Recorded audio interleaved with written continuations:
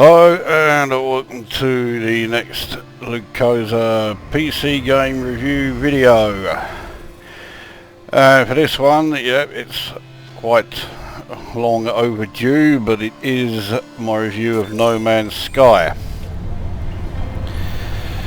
So, we are here already.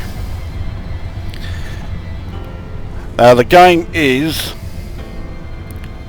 essentially an exploration type game. I lucked out there. So you start, I mean obviously I am not starting from the beginning here. I've been playing this game for quite some time. I decided that I would do something quite revolutionary in terms of how I would approach reviewing this game, which is that I thought I would actually play the fucking thing before actually reviewing it. If you look at a significant number of reviews on Steam, you will see just how unique this train of thought actually is. People put reviews up after playing it for 3 hours. Yeah, because you've seen everything after 3 hours, haven't you? To put that, you know, into comparison, I have racked up over 120 hours. So by now I know what I'm doing, I know what's in it, I know what's not in it. But unlike so many reviews, I think it's a good idea to focus on what is in the game rather than endlessly whine about what isn't in it. So anyway, when you first start, you're on planets such as this, and your ship, which looks nothing like this one, believe me, has crash landed and you need to repair it. Now in order to repair it, you will see things like, for example, the pulse engine which it has and the launch thruster which it has. They're both damaged, so you need to go and collect some of the resources needed to repair them. There are several ways of doing that, but they both involve mining using your multi-tool. The multi-tool has two different modes. You have the mining beam and you have the bolt caster.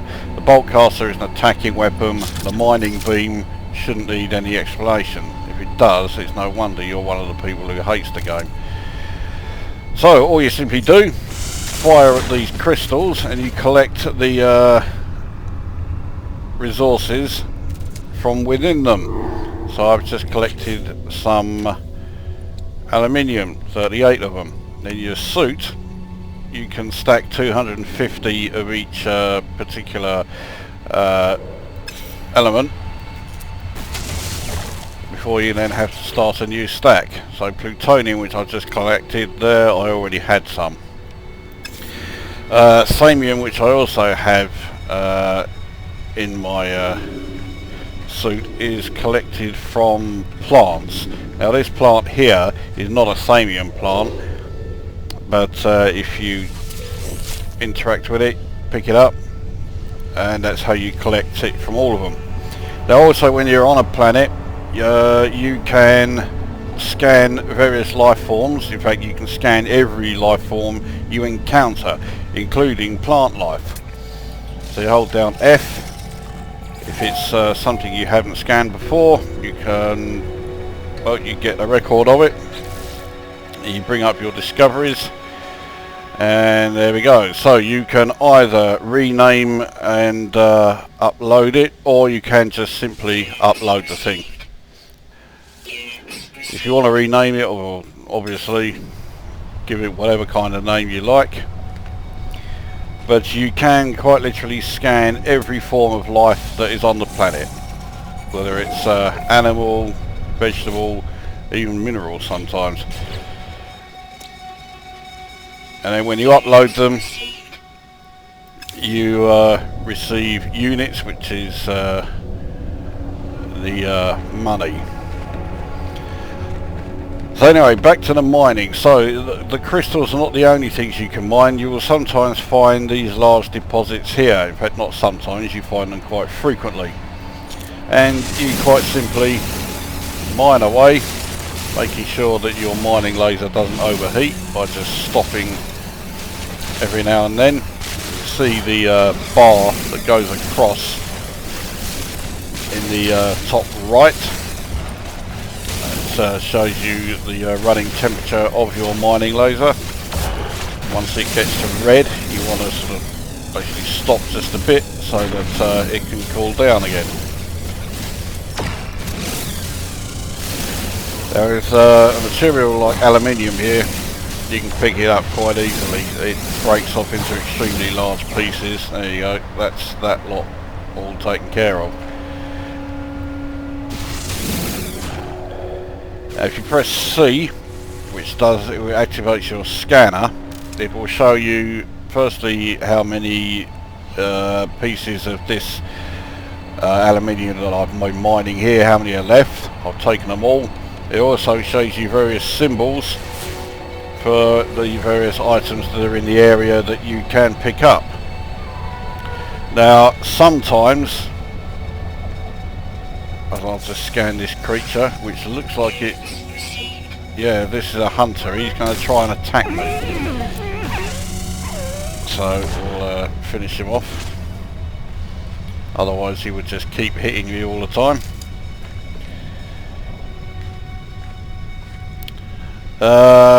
I completely lost my thread of what I was saying. So anyway, that's collecting resources. Now, some people are saying that you know, the resource collecting part does get a bit boring, just sitting there or standing there mining away at everything. I don't agree, and the reason I don't agree as far as it being boring is the way it is implemented. When you first start, your mining tool mines at quite a slow rate. Not only that, but your exosuit inventory certainly does not have 48 slots. I've upgraded this to the maximum. It starts off with just 12. So it takes you a bit longer to mine stuff, but not only that, your inventory means you can't really stand there and mine every single thing you find. Another fucker. Okay, well I can still scan the dead bodies, so there we go. This place has quite a few rather aggressive creatures, so we may as well upload these things. Just also to add while I'm here, if you're scanning the life forms, there's a list of the animals that you can scan. Once you've scanned them all, you then left click on here and you get a significant bonus as a result of scanning all of the animal life on that particular planet. These things here are sentinels. I'll cover them in a bit. So anyway, going back to the mining, yeah, when you start, it's not a good idea to mine everything you find, because you quite simply do not have the capacity in, you know, as far as your inventory goes, to store it all. So by the time that you are able to store it all, you've probably found quite a few very large mineral deposits that you think, yeah, I wouldn't mind grabbing hold of that lot, and of course you couldn't do it. You had to leave some behind. So it meant that when you were able to mine everything, you were quite happy to do so. So I quite like the way that that was implemented. Here is a samium plant. I mentioned samium earlier. Don't really need samium, but I'll collect it just for the sake of this. Those flying creatures, they are, yeah, all things I scanned when I first arrived here.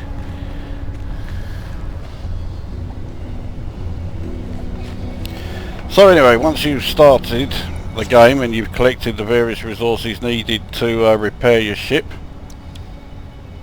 I'll use some to refuel your ship here. You can then climb into it and we can start flying around the planet.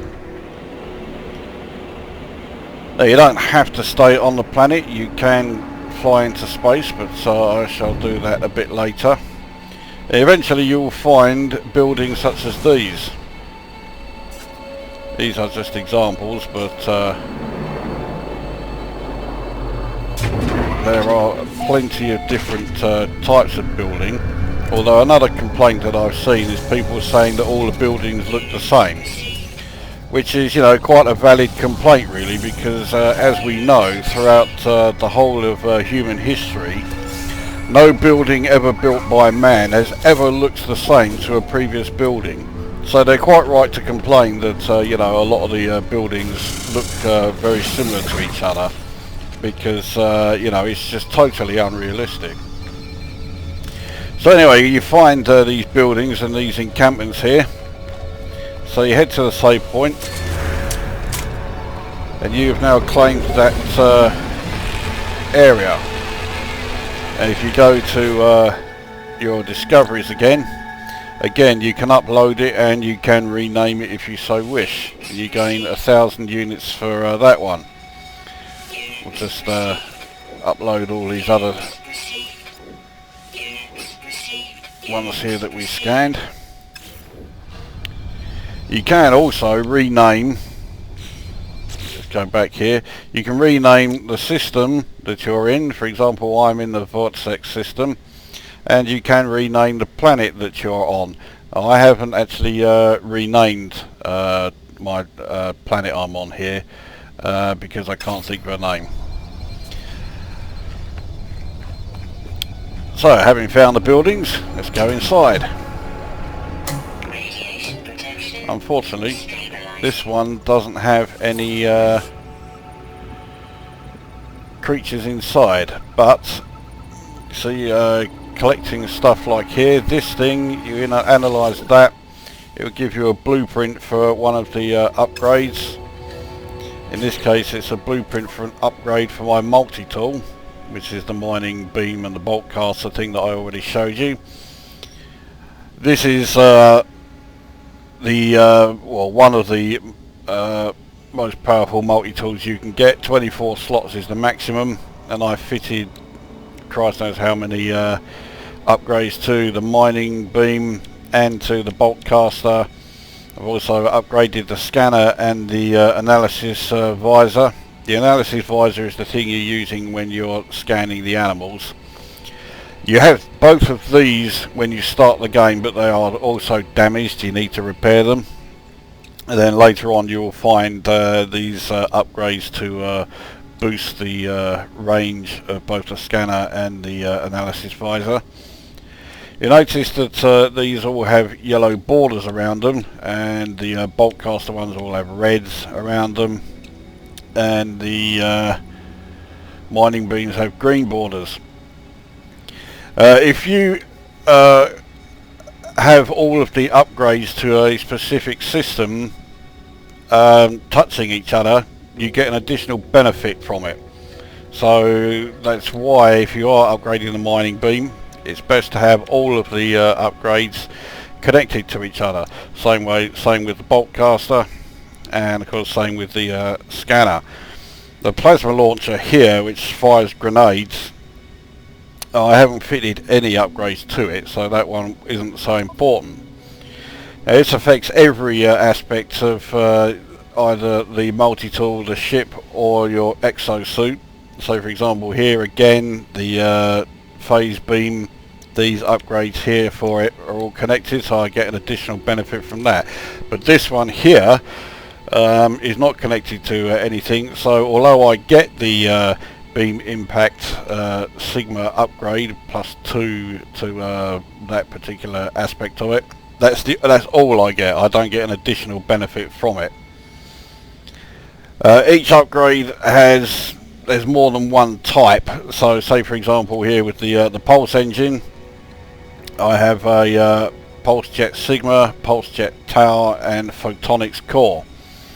And if you fit all of the various upgrades together, they do stack, so you will get additional benefit. Because the problem with that is that it takes up additional slots in your inventory, whether it's for your ship here or the suit here. So say for example I've got the stamina enhancement 1 and 3 and the 2 is over here. So it's not a good idea to do that straight away. Initially you'll probably want to get rid of the 1 when you're replacing it with the 2 and wait until you've actually got a decent number of slots available,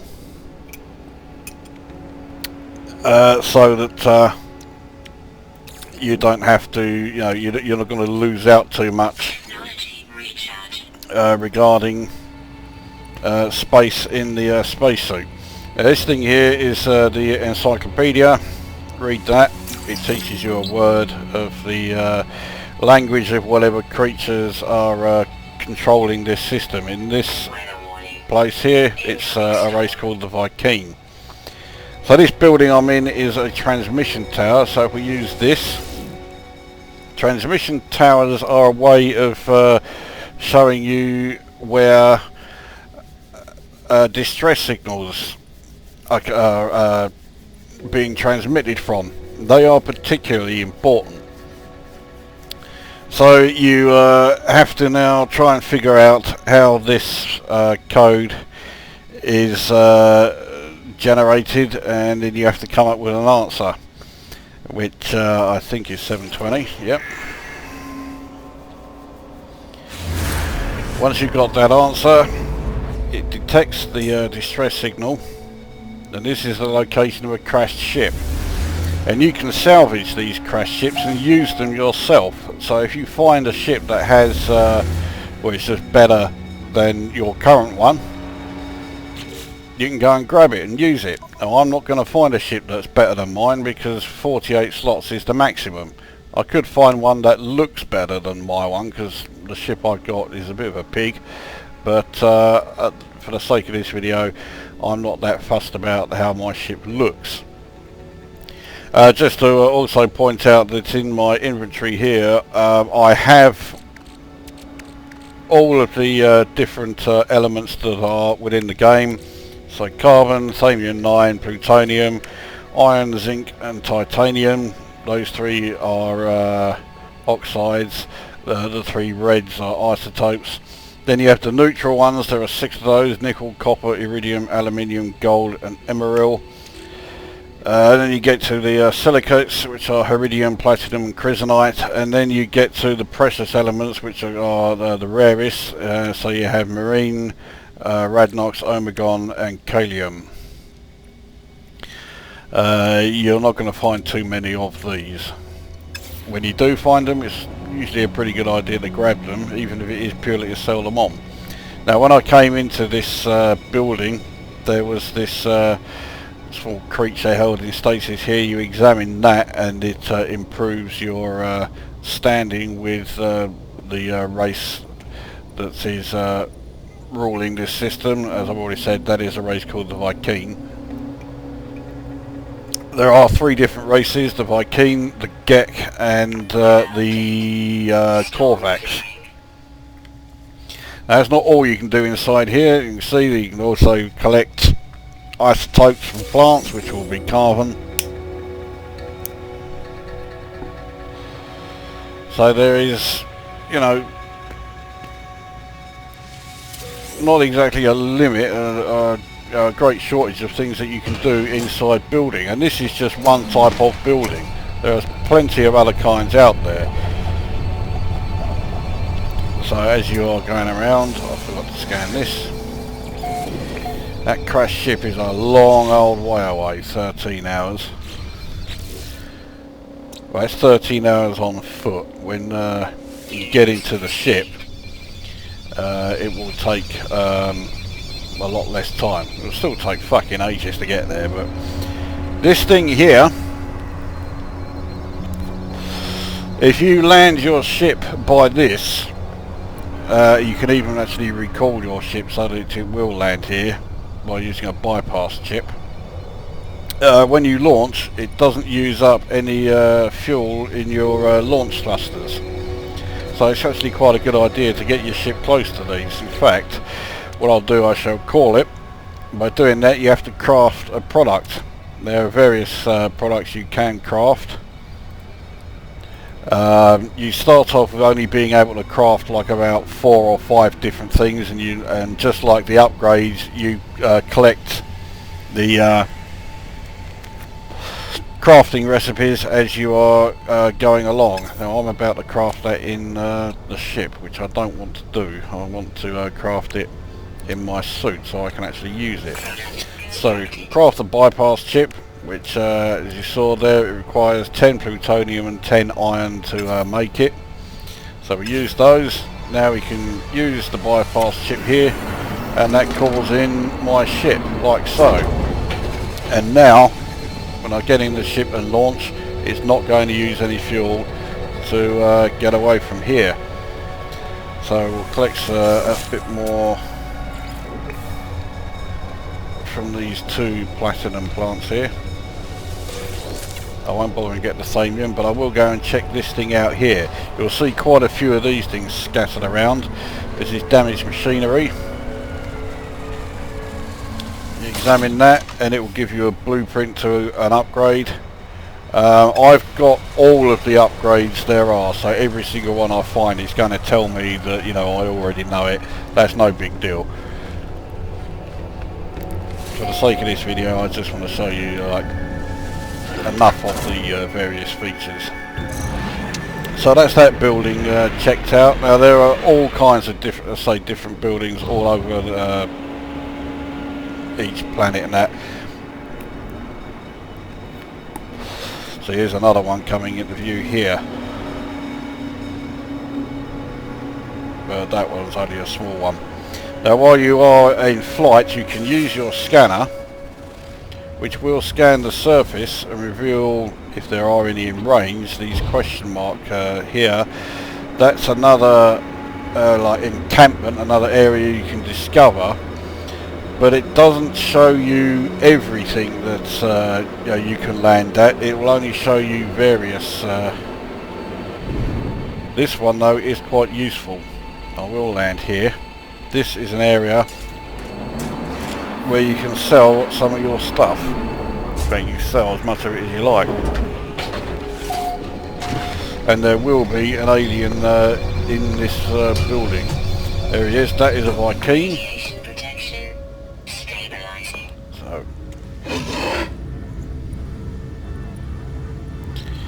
So let's see what he's all about.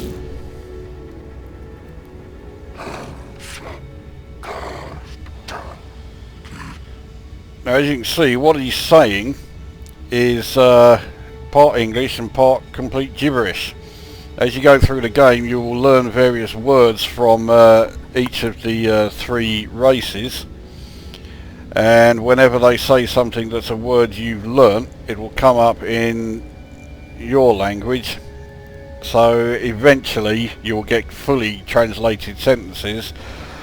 A lot of the other time you can understand enough so that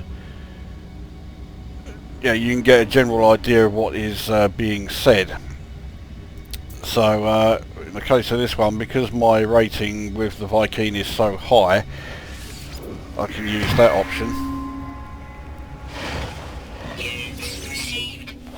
So blueprint for homing grenades, so I already know that one. So now if you have 20 carbon, which I do, you can then talk to them again. In fact, you can talk to them as many times as you like, providing you have the carbon to do it.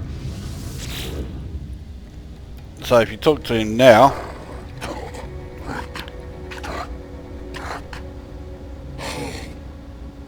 you'll get 3 options of what you can do. Now these change, it's not always going to be these 3. Request fuel means they'll give you usually more carbon, so if you're very low on it then you can do that, but carbon is so common it's really not worth bothering. Request healing is pretty self-explanatory. Request new word is what I always go for. So now I've learned the Viking word for detonation.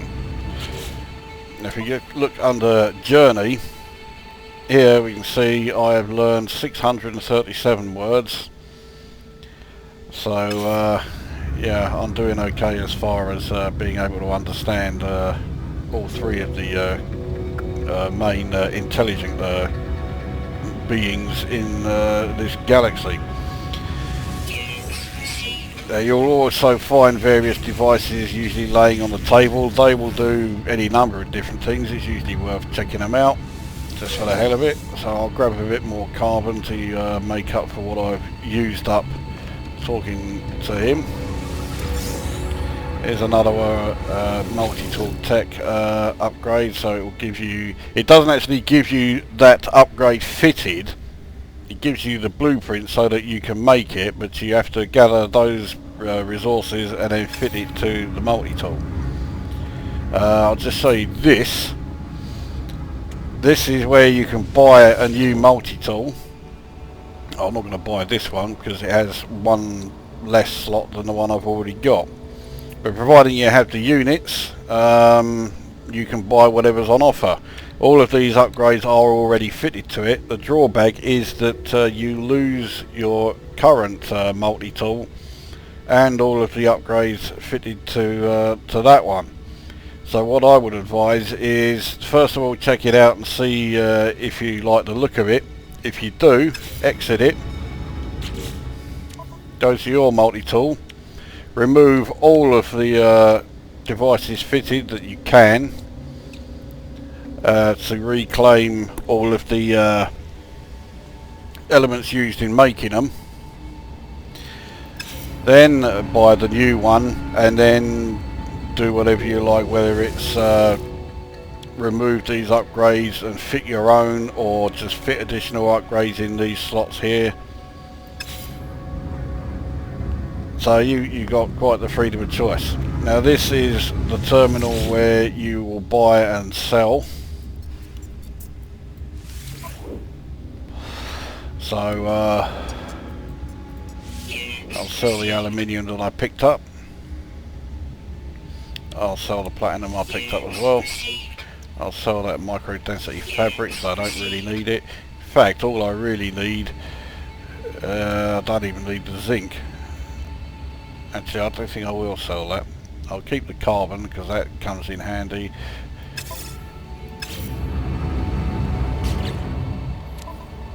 What I will do is, yeah, you can transfer, providing your ship's in range, you can transfer from the ship to your exosuit, but you can transfer from the exosuit to the ship whenever you like.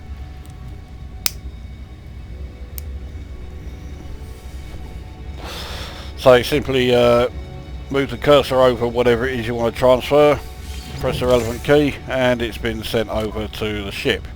So now I've added extra zinc to that little lot. I've already got a reasonable amount, 372. So if you are running out of space in your exosuit inventory, you can always send stuff over to the starship. As I say though, if you are out of range of the starship, in fact let's do that, I'll deliberately wander away from here and get a fair distance from the starship. I'll also scan this creature here.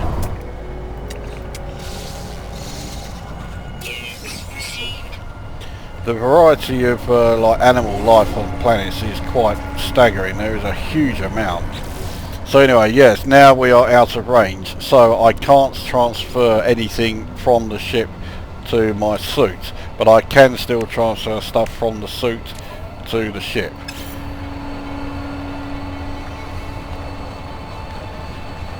So if you're doing what I am doing, which is storing all of the elements and that you find on the starship, you need to remember to keep a supply of them in your suit with you, so that should you need them for things like recharging or anything, you have them there with you. So for example, your life support often needs to be recharged, so we'll do that. I do need to recharge my radiation deflector. That requires either zinc or titanium, so I can do it now because I'm in range of the starship, but if I wasn't in range of the ship, I couldn't do it because I haven't got any on me because I stupidly transferred it to the ship. Now the multi-tool also needs recharging. The mining beam, the bolt caster when you use that, the plasma launcher when you use that, that's your grenades.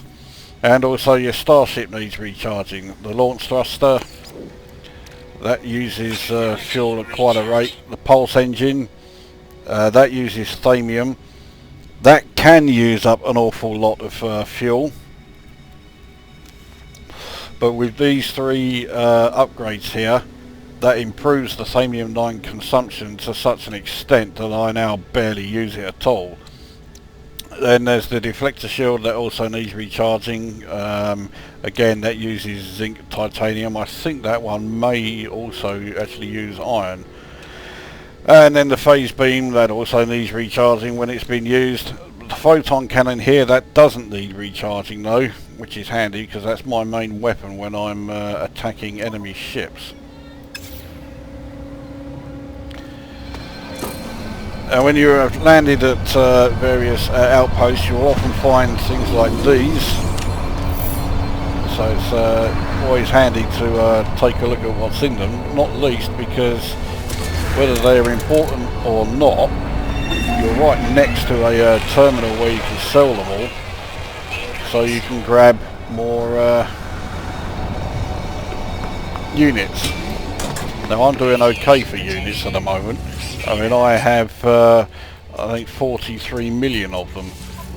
Yeah, so I really don't need to worry too much about units at the moment. Now when you are buying or selling, there are some variations in price. Each item has a galactic average price, and then you will see, for example, the shielding plate here. If you are selling to them, they will actually pay 5% lower than galactic average. So if you're desperate for units, this isn't a good place to sell them. And likewise, if something is in the green, then they are paying over the galactic average for it. And if you're buying, it's the other way around. So if they are selling it for less, it's in green because it's worth picking up. But if they are selling it over the galactic average, it appears in red, and you probably won't want to buy from them.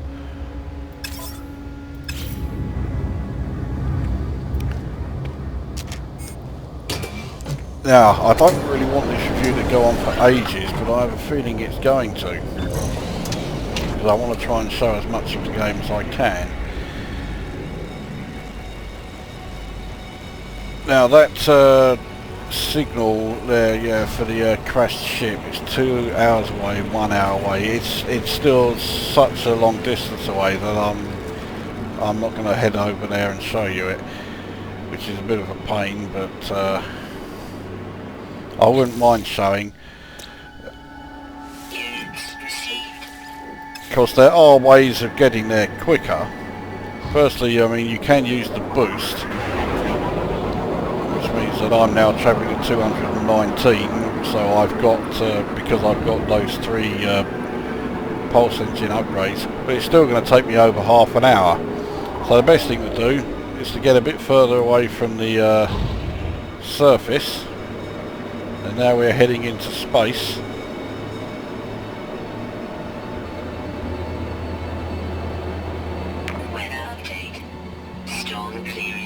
There's various weather phenomena on all of the planets.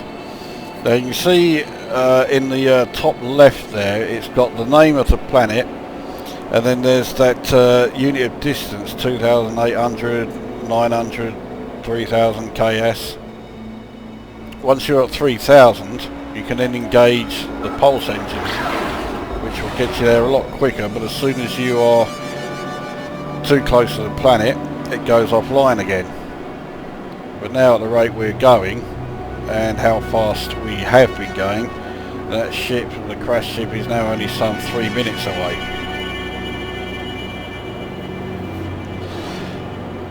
Now if you want to know what happens with crash ships or what's best to do with crash ships, watch my gameplay video where I show it, because it's too far away and I can't be asked to go there. Now there is a space anomaly that appears later on in the game. I do want to show you what is there though. But first of all, we want to dock at the space station. In fact, before I do that, all of these asteroids here, they are useful. Fire at them and you can gather resources. It's nearly always thamium, but occasionally you will find large asteroids that contain a different material.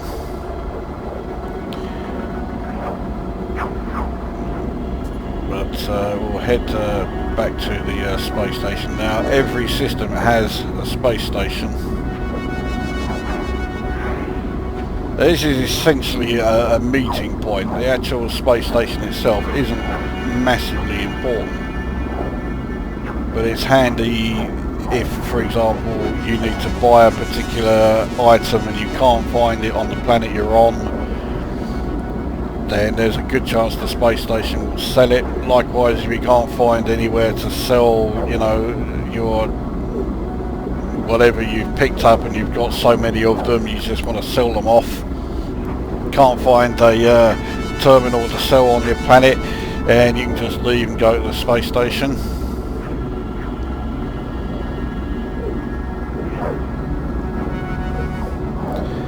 But it also allows you to do something else,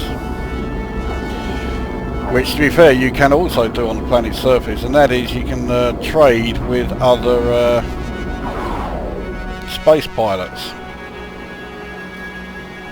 If you find somewhere like a trading post on the planet, you can do this anyway, but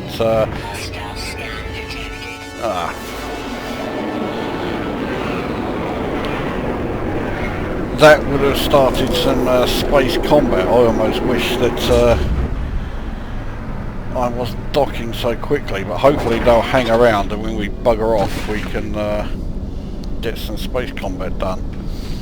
So anyway, we'll head to the main area here.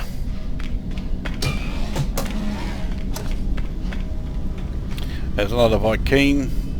I've already spoken to him, that's why I need 20 carbon to speak to him again. So here again we have the trade terminal. I don't think I picked up anything that I need to sell. I've still just got yeah, all my usual stuff. Now these yellow stars are saying that these prices are particularly good. So for example, well, all of these, they are paying over 100% of the average price. So in other words, they are paying double and then some for each of those. Now again, likewise, if you're going to buy from somewhere and you see the red stars, they are charging more than double the average, and that means that unless you are absolutely desperate, you do not want to fucking bother buying from there. Now it sounds like some more ships have landed, which they have. So you can go walking up to the other ships and you can speak to the pilot, and then when you're speaking to them you can either sell stuff to them, buy some of their cargo if they've got anything that you're interested in, or you can make an offer on their ship. Now this is an expensive way of improving your ship. This one is a ship with 41 slots and they want 87.8 million units for it. If you find a ship that has the maximum number of slots, which is 48, they want just under 130 million for it. So not cheap. So that's why the best way of getting new ships is to check crash sites. If you do buy your ship this way, then you treat it the same way as buying the new multi-tool. To improve your exosuit, it's a bit more straightforward. I'll show you how we do that. This area is initially restricted, but I have got a pass, so I can now enter here. But here you'll find quite a few of these things scattered around planet surfaces. this is an exosuit upgrade. Because my exosuit is already fully upgraded, the option is coming up. But again, you would just select that, and then it will give you an extra slot. It doesn't replace your exosuit, it just gives you an extra inventory slot which you have to pay for. The price goes up by 100,000 each time, and the final slot costs 350,000. So it's not cheap, but it is the only way you can do it, and it is certainly worth doing.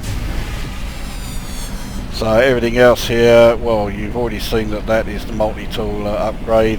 That is to learn a language from the Viking. I've already done. That is a first aid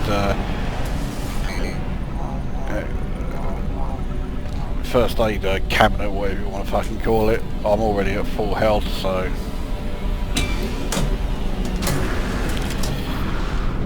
so that is the space station. Let's launch and see if those enemy ships are still out there. I'll ready my photon cannon, which is my weapon of choice just in case. It looks like they've all fucked off. So let's show you the space anomaly. Yeah, too close to the space station to I'm off now.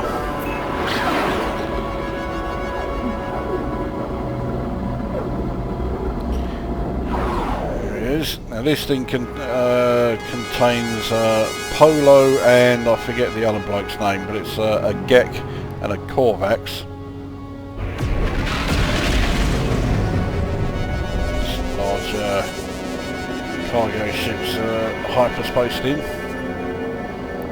Anyway, let's find the entrance to here.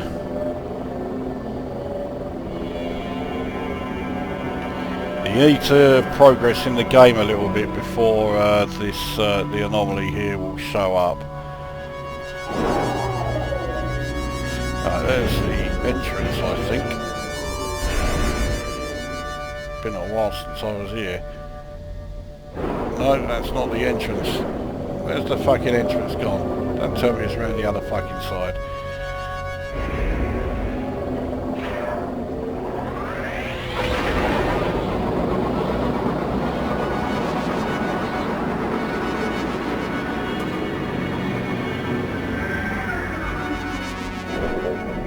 There it is.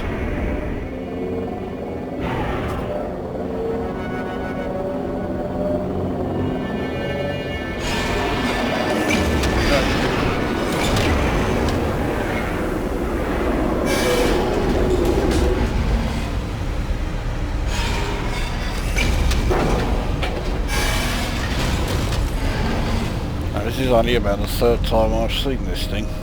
So we head up here. And there they are. Now that is a Gek.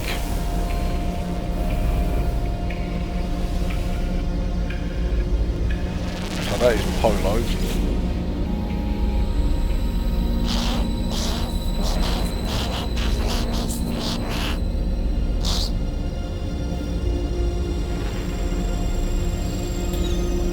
Right, so transmit wealth data.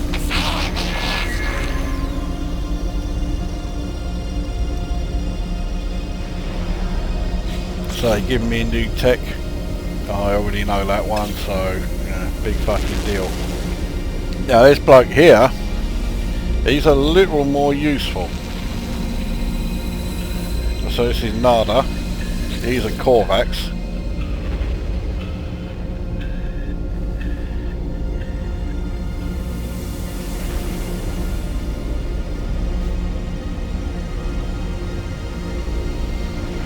Right, so he will give you either resources to aid exploration, don't really need that.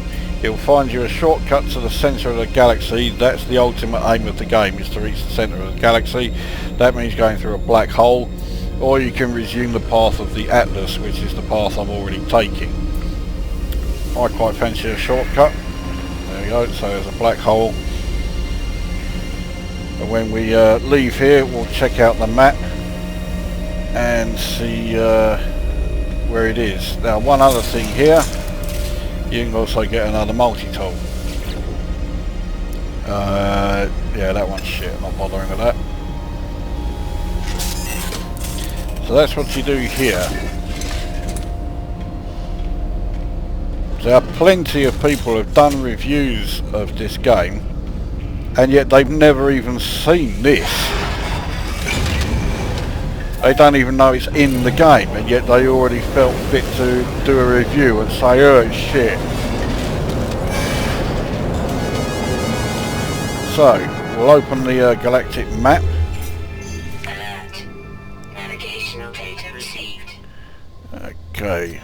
Now the anomaly that it's detected is the black hole there. It looks like it's a fair way away. Let's take a look.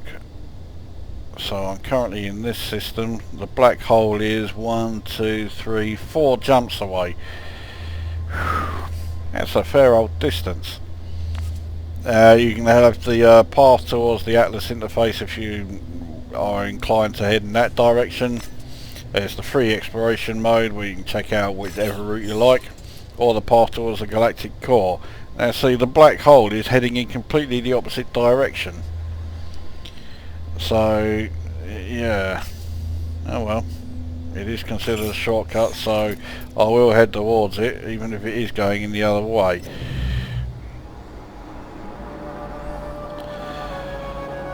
So, alright, let's head back to the planet and see if we can land nearer the crashed ship, and maybe those pirate ships in the area will scan me again on the way.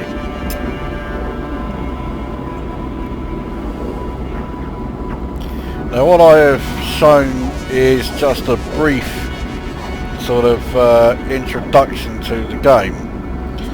There is plenty to do in it. Which brings me on to the review itself, I suppose. So we'll start with graphically. Graphically I think it's fantastic. Let's cut to the chase. There were a lot of people who played Elite Dangerous who were quite interested in this game. The two games actually have very little in common with each other, which I consider a good thing. I mean, I was one of those who thought this was going to be an Elite Dangerous rival, and I'm more than pleased to see that that's turned out to not be the case.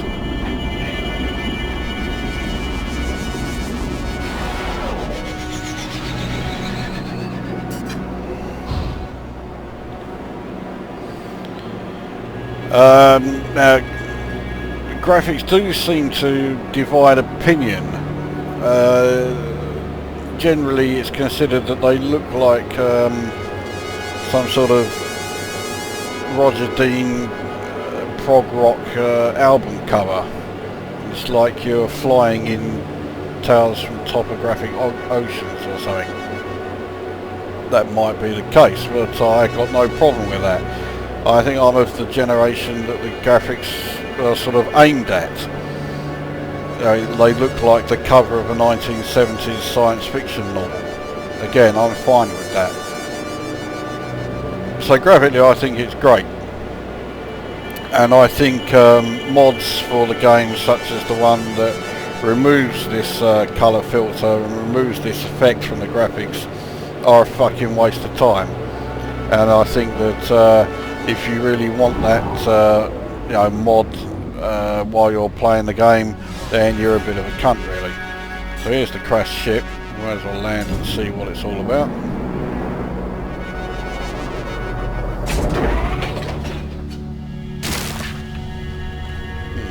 That didn't do me many favours.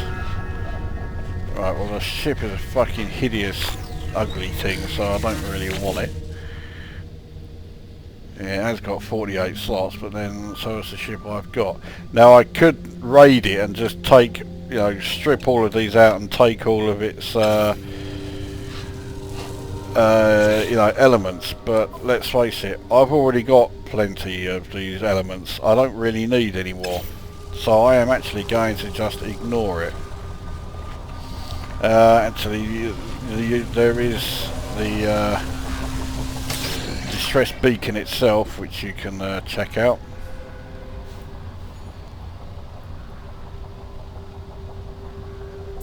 I'll open the Atlas door. Ah, bollocks, I was hoping it would give me an Atlas stone. I was asking a bit much.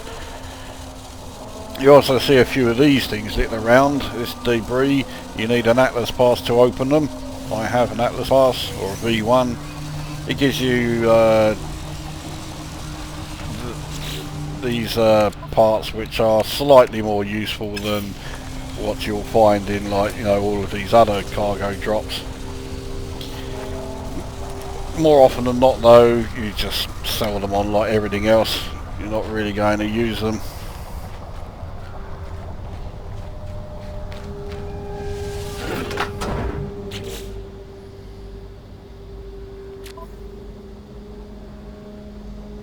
So, right, let's recharge my Technology recharge. also recharge all of these. Yeah, that's all done.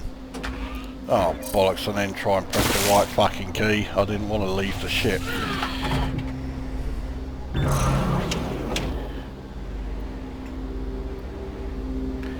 Now, there is one thing that I have forgotten. The Sentinels. These things are like guardians, and if you're farming resources, you know, mining them, or if you are attacking animals for whatever reason, either because they are attacking you or you're just sadistic and want to kill everything, then they will come along and say they are essentially guardians. You can attack them. On some planets they will attack you on sight, on others you have to do something before, you know, to warrant them attacking you. They're not that difficult to kill really. But if you take too long, a level 2 Guardian will come along, and that's not just this little floating blob. That's a dog-shaped one which has far more powerful weapons. And if you take too long to dispatch him, then the level 3 Guardian comes along, which looks like an ATST from Return of the Jedi. And they really do pack a hefty punch. But you can take as long as you like to try and dispatch those, because they are top of the shop. So right, I'm going to exit, get off this planet. I'm going to head back to the space station. So I've covered what I think of the graphics. I think the graphics are fantastic. In terms of audio, again, I think the audio is fantastic. The sound effects are great. The music, which is actually, the music is actually procedurally generated just as the graphics are, and it suits the game well. That was a bit of a fuck up. I didn't really want to fly into that asteroid, but I did. I'm not quite heading where I want to go. I want to head to the space station. Right. So yes, audio-wise, I think the sound effects are great. I think the music is extremely atmospheric. It works really well. So then we get to the gameplay. I think there's plenty here. I think the game is extremely good. There is plenty to do. It has kept me gripped for say over 120 hours. It's not faultless, but I do think there is you know, plenty there as far as gameplay goes. Which of course begs the question then, Why has No Man's Sky received ridiculously huge amounts of hate from just about everybody? Well, let's start by saying that the release of No Man's Sky has led to me asking, why the fuck would anybody want to become a game developer? Modern gamers are utter cunts, and there is no other way of putting it. Modern gamers demand immediate satisfaction. The game has to deliver, you know, the thrills as they want it, not as the developer had in mind, but as they want it. If it doesn't do what they are thinking, regardless of whether the developer has said it will do it or not, they will say it's shit. And when a game comes along like this, which has had an awful lot of coverage regarding its development, and throughout that coverage just about everybody who was watching the videos and watching like interviews and reading articles are saying this looks fucking great. The instant it was released, almost all of those people suddenly turned around and said this is really shit. And in fact, such a large proportion of those people did it so quickly that I genuinely believe that most of these complaints were written before the game was released. They wanted the notoriety of being the ones to say that this extremely popular, extremely well-selling game that's turned out to be really great. No, they want the notoriety of being the one to say it's crap. And yet, almost without exception, everything they've complained about is totally groundless. Firstly, there were things like none of the planets have moons. Yes, they do. Look at my gameplay videos. On some of them, I'm on a moon of a planet. In this system I'm in right now, you saw that the planet I was on had 2 moons. Then there was the complaints that there was no day-night cycles on planets. Again, utter bollocks. I have been on planets where the daytime was so hot you needed heat protection. When night came along, it got so cold you needed thermal protection from extreme cold. So not only is there a day-night sequence on every single planet in the game, but those day-night sequences can change the environment so dramatically that you need some decent suit upgrades for 2 totally different weather conditions to be able to withstand it. Then there's no space combat. Yes, there is plenty of it, and that scan that I had was leading up to a fight. I wish I hadn't docked on this station. I would have shown you space combat. There are plenty of videos on YouTube that show space combat. Then that got reworked. It's not that there's no space combat, they just don't have a very large enough scale.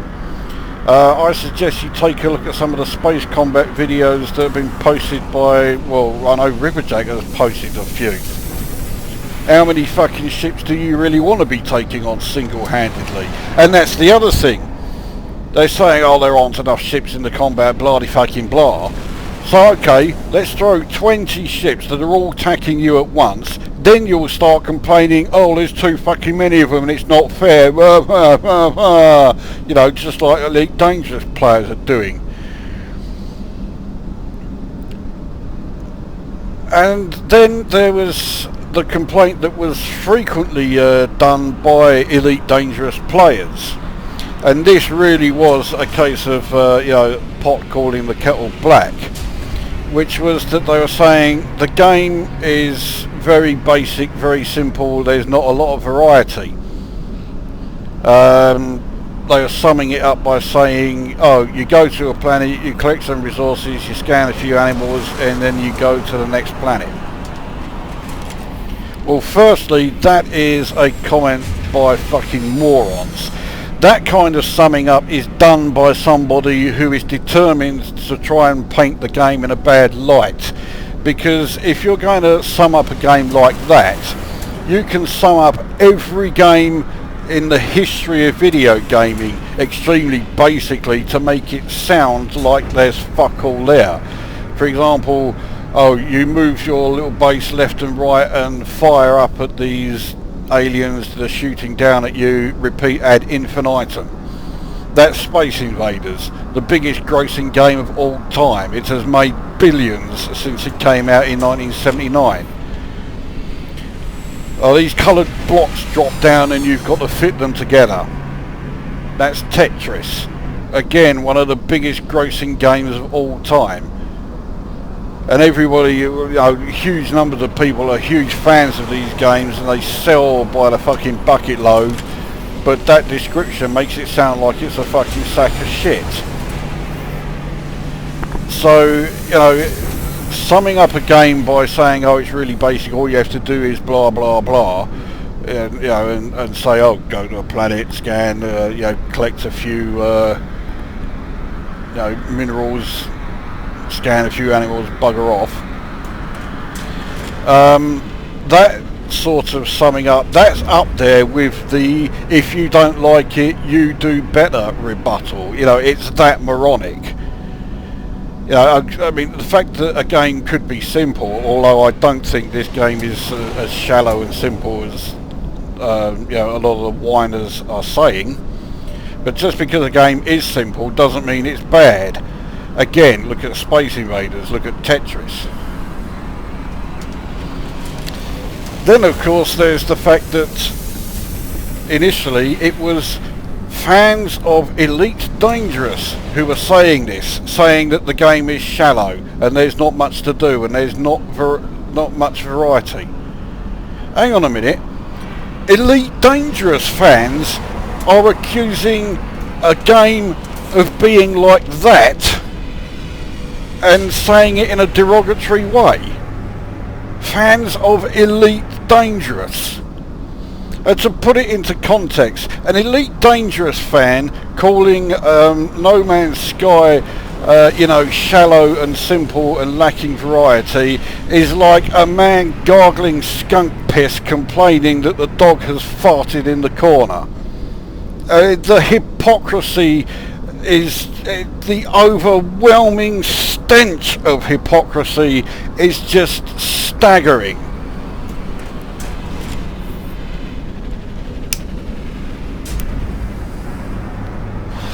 And eventually Elite Dangerous fans were called out on this a few too many times, and a lot of them have now gone very, very quiet. Meaning that it's now just these other cunts who, as I say, a lot of the time I think they had written these complaints before they even played the game, before they even saw the game, outside of you know, the videos that were being shown, you know, months, in some cases even years before the game was even released. Now some of them are saying, oh no, I'm basing this on the publicity version, you know, the pre-release press release, that was it. See, there's one small problem.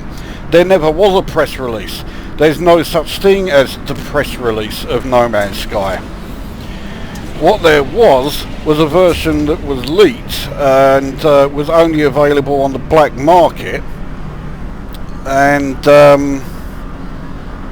contained things that were unfinished, had features that hadn't yet been put in because they were going to be in the game, or rather, yeah, they were going to be in the game, but by the time this leaked version came along, it hadn't been done yet. So those people who are complaining about, you know, things lacking in the game and are using the press release version as their justification, what they are saying is, I'm a cunty pirate and you know, I'm blaming the game for not being finished, even though the version I've got is well, illegal. But that's the fault of the developers, not mine.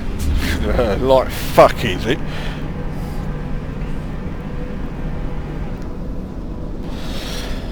So the hype that surrounded the game didn't help matters much, but then the hype surrounding it was almost solely down to Sony.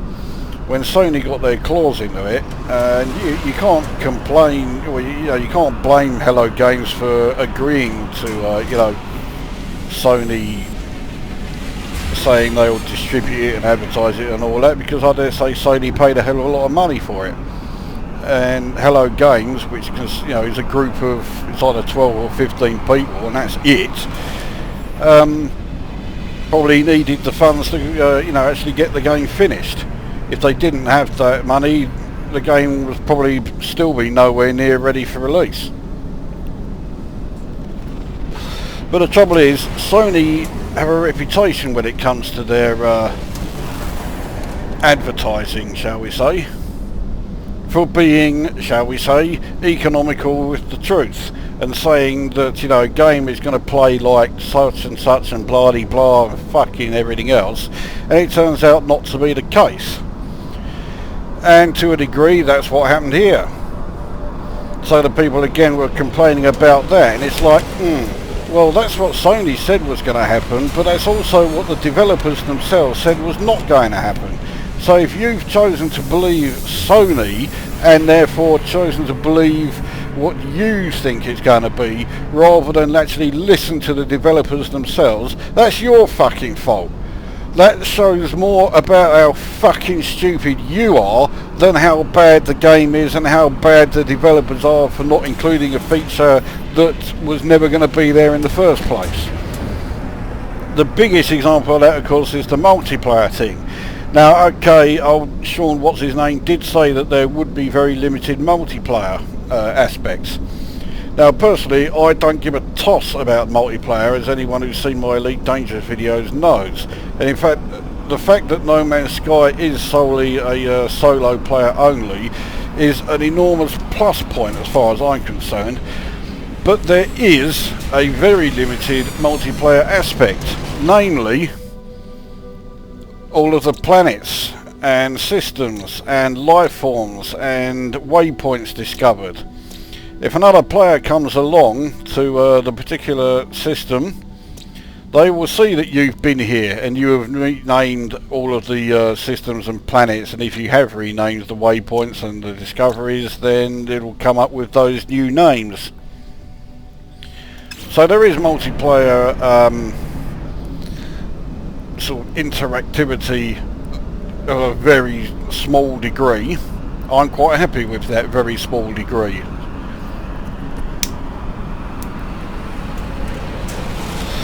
So the game is surrounded by an awful lot of bile and vitriol and venom, and I'm certainly spewing enough of it myself, but none of mine is aimed at the game. Mine is aimed at all the fucking cunts who are just totally missing the point.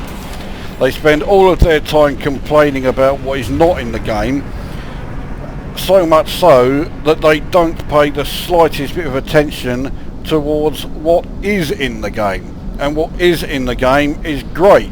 The game is extremely enjoyable. It looks fantastic. It sounds fantastic.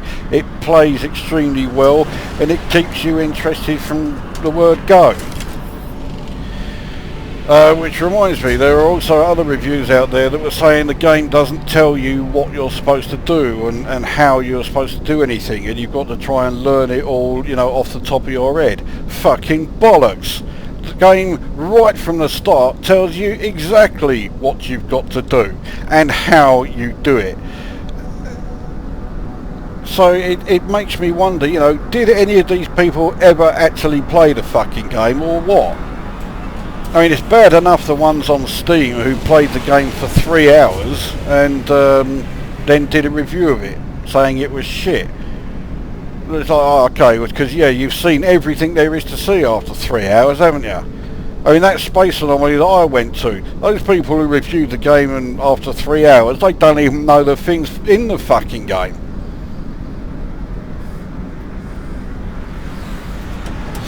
Now, the game is not perfect. It does have some issues, although thankfully one of them has been addressed. The issue where occasionally you would launch on the planet's surface, and instead of being able to skim along the surface as I have been in this video, it would launch you into orbit. That has since been fixed. But one issue that is still very prevalent and extremely annoying is an issue that only affects people with Nvidia graphics cards such as me. Now, I'm hoping that I've been here long enough for it to actually start. No, not yet. But occasionally, or actually not occasionally, once you've played the game for long enough, the game will then suddenly slow to an absolute crawl. And instead of being, you know, like, say, 60 frames per second or whatever that it is now, or in this video it's 30, but you know what I mean, it crawls to something like about 1 frame every 5 seconds. Okay, maybe not quite that bad, but it feels like it. And that issue is, as I say, unbelievably frustrating. And it will happen. I mean, okay, you probably have to play the game for a good couple of hours before it comes along, but it will happen. And the fact that it only affects Nvidia graphics card users says to me that it's an Nvidia issue. But of course this is Nvidia we're talking about. They are never going to say that a problem with a game is down to them. So Nvidia is saying no, it's the game's problem. And okay, the developers are having a look at it, but they are as convinced as I am that the problem is actually with Nvidia.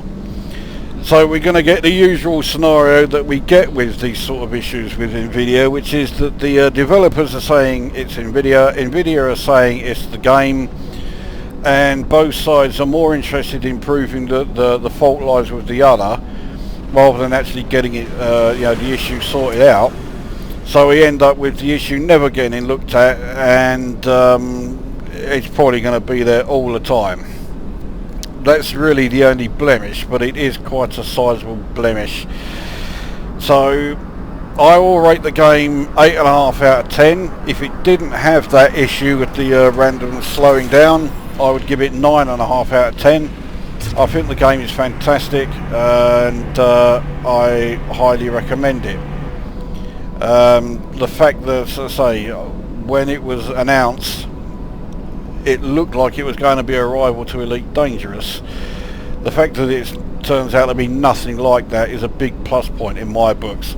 If anything, it plays more like an old Amiga game that I was a big fan of called Damocles.